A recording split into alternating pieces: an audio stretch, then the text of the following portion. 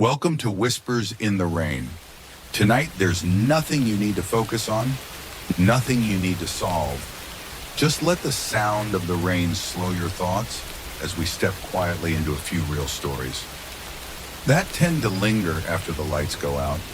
Before we begin, if you're comfortable, you're welcome to leave a comment and let me know where you're listening from tonight.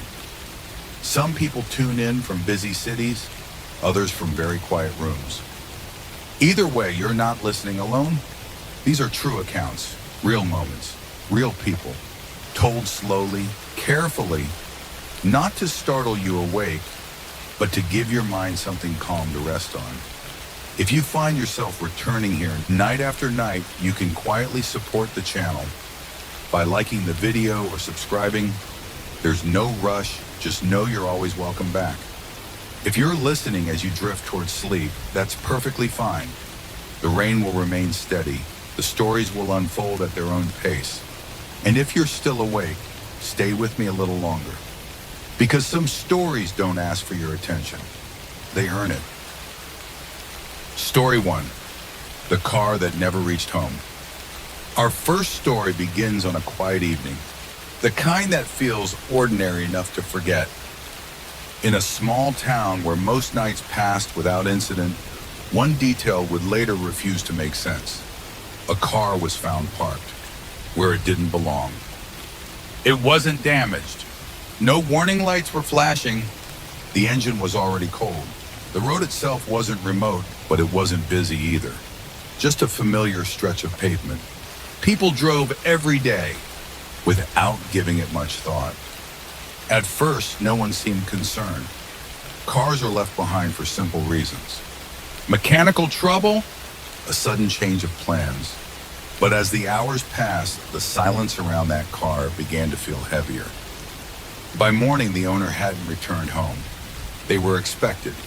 There had been plans that evening, messages sent that never received a reply. Inside the car, everything appeared normal. Personal belongings were still there. Nothing looked disturbed, no sign of panic, no sign of a struggle. And yet, the car sat alone, as if the journey had simply stopped. Halfway through, police were notified later that day. At first, the situation was treated carefully. Adults, after all, are allowed to disappear. But as the rain continued to fall and the phone remained silent, a different possibility began to take shape. This wasn't a misunderstanding. It felt like the beginning of something far more troubling. Investigators began by retracing the final hours, leading up to the abandoned car. The driver had left home earlier that evening, telling family they'd be back before midnight. Nothing unusual, no argument, no sense of urgency. Phone records showed a few short calls, made during the drive, everyday conversations. Ordinary endings. The final signal from the phone came less than a mile from where the car was later found. After that, nothing. Witnesses were questioned one by one. A gas station clerk remembered the driver stopping briefly, calm, polite, unhurried. Another resident recalled seeing the car pass through town, its headlights fading into the rain. No one heard a scream. No one noticed anything out of place. The road offered few answers. No skid marks, no broken glass, no footprints preserved by the rain. Search teams expanded outward, checking nearby woods, open fields, and slow-moving waterways. Days passed. The car was towed away. Traffic returned to normal. But the person who had been driving it was still missing. And with each passing night, the question became harder to ignore. How does someone vanish without leaving behind even the smallest trace? Several days after the disappearance, a small detail finally drew attention. Not on the road, not inside the car, but miles away. A resident reported finding something unusual near a drainage area along a quiet walking path. At first glance, it seemed insignificant, something easy to overlook. It was a personal item, one that belonged to the missing driver. It wasn't damaged, it wasn't hidden. It had simply been placed there. That detail changed everything. Search efforts narrowed. Dogs were brought in. The surrounding area was examined, inch by inch. But the rain worked against them. Scent trails faded. Tracks vanished. Investigators now faced a troubling possibility. If the item had been placed intentionally, then someone else had been involved. Someone who knew where to leave it. Someone who wanted it discovered. Friends and acquaintances were interviewed again. Timelines were revisited. Small inconsistencies began to surface. Nothing dramatic, just moments that no longer lined up the way they once had. And beneath it all, a quiet realization settled in. This was no longer a simple disappearance. Someone knew more than they were saying. As the investigation continued, the timeline slowly began to settle. One person close to the missing driver had been unaccounted for that night. Not missing, just unexplained. Their story shifted in small ways. Times changed, details softened. Nothing obvious, nothing sudden, but enough to raise concern. Eventually, pressure accomplished what time alone could not. The truth emerged quietly. The meeting that night had been planned, a private conversation, an argument that escalated faster than expected. Panic followed. The car was driven away and abandoned, not to create a mystery, but to buy time. The personal item was placed days later, not as a clue, but as a distraction. Authorities recovered what they could. Some answers came too late. Others never came at all. The case was closed, but the town never truly forgot. People still passed that stretch of road without slowing down, unaware of what once happened there. And on rainy nights, when headlights blur against wet pavement, some locals say they still think about how easily an ordinary evening can quietly become the last. Story 2, The Call After Midnight. Our second story begins just after midnight when most of the town had already gone to sleep. The phone rang once, then stopped. A minute later, it rang again. The number on the screen looked familiar, but it hadn't been used in years. Against better judgment, the call was answered. On the other end, there was only breathing, slow, uneven. No words at first, just the sound of someone there. When the voice finally spoke, it was quiet, almost calm. I need help. The call ended seconds later. At the time, it didn't feel urgent enough to report. People make strange calls, mistakes happen, but by morning, the owner of that number was reported missing. They had last been seen the night before, leaving work later than usual, taking a route they rarely used. Their phone was never recovered. Investigators would later confirm something unsettling. That midnight call was the last known contact anyone ever had with them, and whoever placed it never tried again. Investigators began with the phone records. The call had lasted less than 30 seconds, but it left behind just enough data to follow. The signal didn't come from the missing person's home. It didn't come from their workplace either. Instead, it traced back to a narrow stretch of road on the edge of town, an area known more for shortcuts than for traffic. Nearby security cameras offered little help. Rain softened the images. Headlights blurred into long streaks of light. Still, one detail stood out. A vehicle had been parked along the road. For nearly an hour, its lights were off. Its engine never turned on. No one could tell who had been inside. Friends of the missing person were questioned again. One mentioned a recent disagreement. Another recalled a message sent late that night, one that ended mid-sentence. The tone wasn't fearful, just distracted, as if something nearby had demanded attention. Investigators now believed the call wasn't accidental.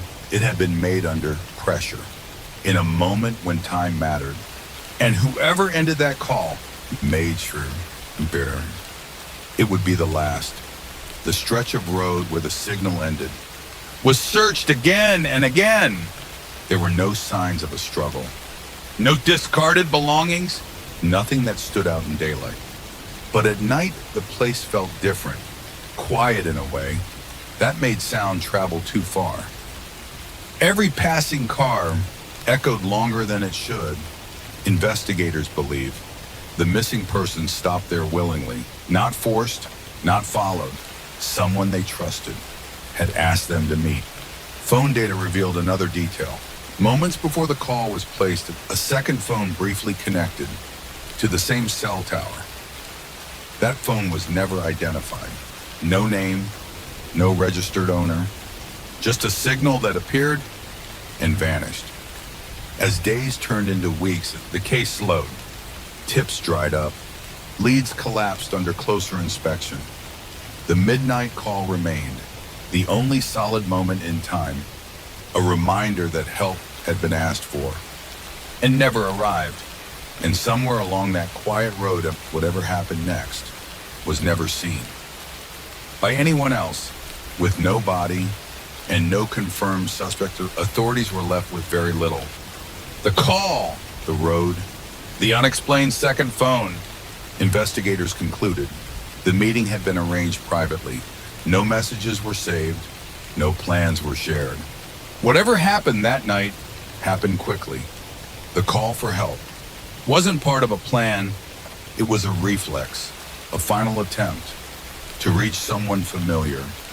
The case remains officially unsolved. Over time, the road returned to normal. Cars passed through without slowing. New people moved into town unaware of what had happened there. But the person who answered that call never forgot the sound on the other end of the line. Short, uneven, cut off too soon.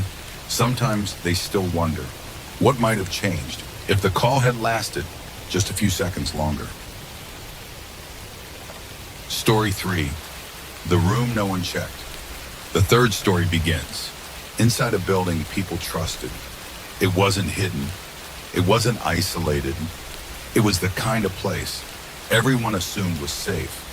Doors were rarely locked. Visitors came and went without being questioned. Nothing valuable was kept behind barriers. There never seemed to be a reason, which is why it took so long for anyone to notice that something was wrong. One evening, a familiar face didn't appear for dinner. By morning, their bed hadn't been slept in. At first, there was no alarm. Schedules change, plans fall through. But personal belongings were still there. Shoes placed neatly, a jacket hanging exactly where it always had. The room itself looked untouched. No signs of a struggle, no signs of urgency. Just absence. Staff reviewed the day carefully. Who had entered, who had left. The list was longer than anyone expected because the building had never been locked. And anyone could have walked through that door without being noticed. When investigators finally examined the room more closely, they noticed something subtle. A window had been opened just slightly. Not enough to seem intentional, not enough to feel alarming, but it hadn't been opened before. Outside the window was a narrow service path, rarely used, poorly lit at night, a place most people didn't even realize existed. Security footage was reviewed next. The cameras were working, but only in common areas. Hallways, entrances, not the service path. Footage showed the missing person returning to the building that evening. Calm, unrushed. They were never seen leaving. No one recalled hearing anything unusual. No raised voices, no sudden sounds, just the quiet routine of a place where everyone believed nothing bad could happen.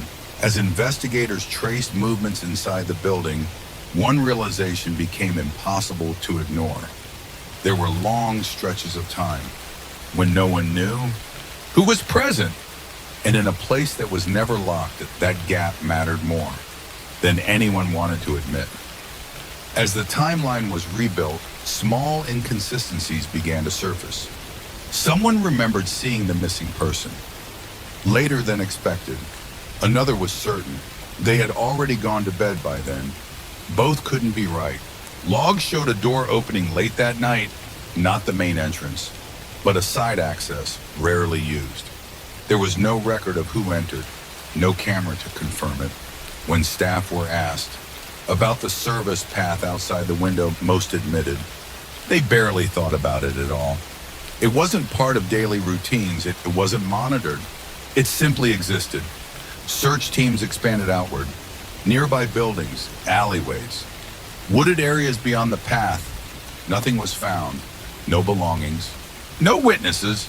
No clear direction of travel.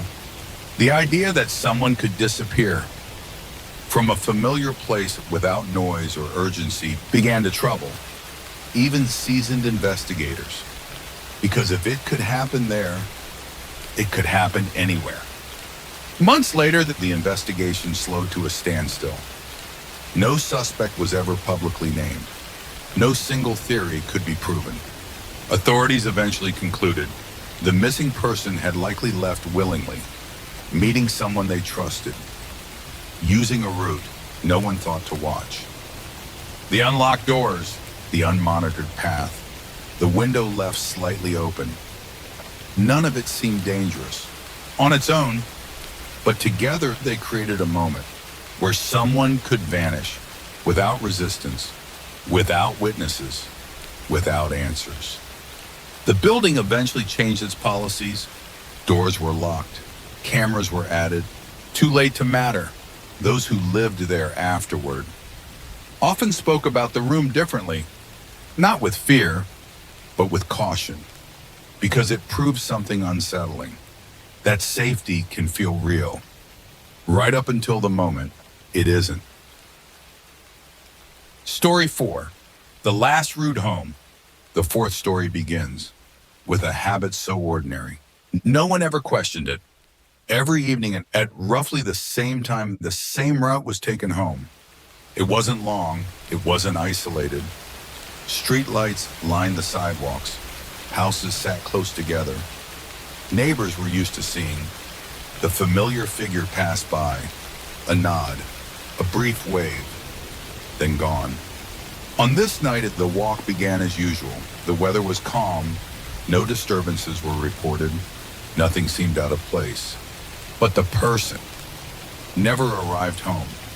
At first, family assumed a delay, a stop along the way, a conversation that ran long. When hours passed, without a message, concern slowly set in. Phone calls went unanswered. The device rang, then stopped. Security cameras from nearby homes captured the walk beginning, the familiar pace, the same direction. But midway through the route, the footage simply ended. No turn, no exit frame, just absence dash dash. Where a person should have been. Investigators reviewed every camera along the route. Some were working, some were not. Others captured only fragments. Together, they told an incomplete story. The person appeared on one camera, then another. Between two houses, there was a blind spot, only a few seconds long. That was all it took. No nearby residents reported hearing anything unusual, no sudden noise, no call for help. One doorbell camera captured a brief shadow, moving the wrong way, too blurred to identify, too short to confirm. Phone data showed movement until a certain point, then nothing, as if the device had been powered down or left behind. Searches focused on the area around the blind spot, yards, garages, alleys. Nothing was found. And the idea that someone could vanish in the middle of a well-lit neighborhood without drawing attention made the case difficult to accept. Investigators believe the encounter was brief.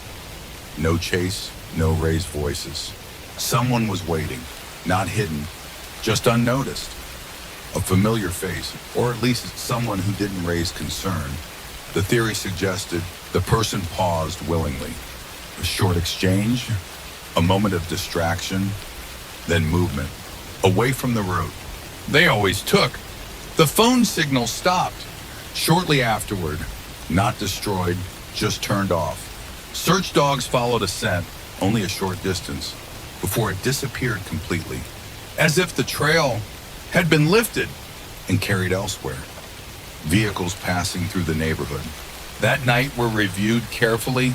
One car slowed near the blind spot. It didn't stop long, just long enough. No license plate could be confirmed with no witnesses and no physical evidence. The case stalled, but the missing seconds on that camera became the center of everything. A quiet reminder that routines when repeated often enough, can be learned by someone else. Years passed without resolution. The route was still there. The streetlights still came on. Each evening, new families moved in. Children played along the sidewalks. But longtime residents walked a little faster now. Phones stayed in hand. Doors were locked sooner. The case was eventually classified as a suspected abduction. No arrests were made. No remains were ever found. The blind spot between the cameras was later eliminated. Lights were added, angles adjusted. Still, people mention it. How someone can disappear in a place designed to be seen. And on nights when rain softens, the sound of footsteps, some say they still think about that final walk home and how it ended without warning. Story 5, the unread text. The final story begins with a message that was never meant to be missed. It was sent late at night, not urgent, not alarming, just a few words. I'm almost there. The phone received the message. The screen lit up briefly, then went dark again. By morning, the message was still unread. The person who sent it was reported missing later that day. They had been on their way home, a route they had taken dozens of times before. Their vehicle was found parked neatly along the street, locked, undamaged. Inside, everything appeared normal. A wallet, keys, nothing out of place. The phone, however, was missing. At first, investigators assumed it had been lost, dropped, taken. But phone records revealed something unusual. No calls were made. After that final text, no messages sent, no location data recorded. As if the device had simply stopped existing the moment the message was delivered, and with it, whatever explanation might have followed. Investigators examined the phone data carefully. The final text had been sent while the person was still in motion. Not walking, not driving, standing still, only for a moment. Cell tower records placed the phone within a small cluster of buildings, near where the car was found, a place the missing person had no clear reason to stop. Security cameras in the area offered little clarity. Some were inactive, others faced the wrong direction. One camera captured a figure entering a nearby building. Their face was obscured. Their phone screen briefly lit the dark. They were never seen exiting. Residents of the building were questioned. Most reported nothing unusual. A few recalled hearing movement late that night, but nothing that felt concerning at the time. As the investigation continued, a troubling idea began to form. The message hadn't been reassurance. It had been an assumption that the final steps home were already guaranteed. Investigators believe the missing person encountered someone unexpectedly. Not a stranger, not an immediate threat, someone familiar enough to pause for. The brief stop recorded in the phone data matched that moment. A short conversation, a decision made quickly. Inside the building, there were no signs of forced entry, no alarms triggered, no damage reported. The theory suggested the phone was taken, not destroyed, but powered down.